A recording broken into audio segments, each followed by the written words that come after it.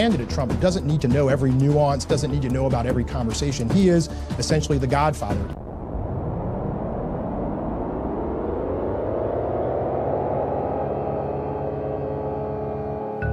Paul Manafort's legal problems got a lot worse yesterday. A plea deal he'd struck with special counsel Robert Mueller fell apart after Mueller accused Manafort of repeatedly lying to investigators in their case against President Trump. Now, Manafort's going back to court to be sentenced on conspiracy charges. He's facing more than a decade in jail.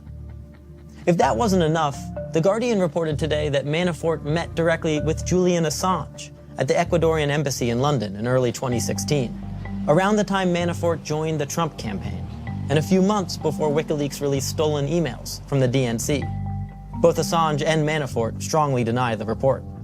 All of this has a lot of liberals and never-Trumpers frothing at the mouth.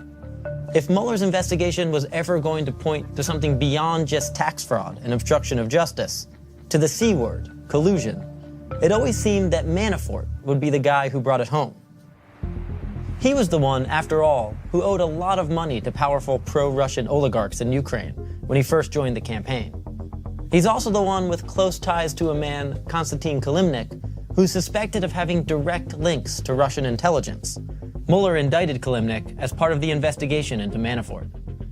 And it was under Manafort's watch, although he denies having anything to do with it, that the Republican Party softened anti-Russia language in the GOP convention platform.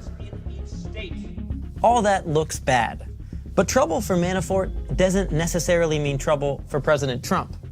I talked to Seth Waxman, a former federal prosecutor in D.C. who's worked on a lot of cases like the one Mueller is building.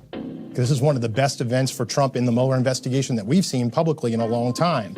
Presumably a key cooperator offering, potentially very damaging evidence, not just against the president, but potentially against his son-in-law, and others.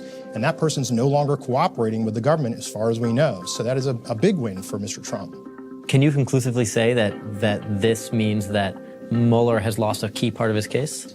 Well, conclusively is always tough, but by all accounts and from what we've seen, that Trump Tower meeting in June of 2016 seems to be a high watermark with this presumed offer of dirt on Hillary Clinton for a promise to reduce or eliminate sanctions against the Russians should they win office. You only had one person that was in the government's fold that was physically present within that meeting to tell the government what happened before, during, and after. That was Paul Manafort. He was cooperating, and that's an important piece of evidence. Now it seems to have been lost. We know a lot about Manafort's connections with the Russians and the Ukrainians.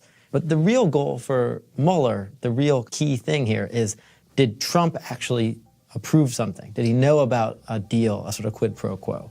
Correct, absolutely. So being a bystander to a criminal conspiracy is not criminal in and of itself.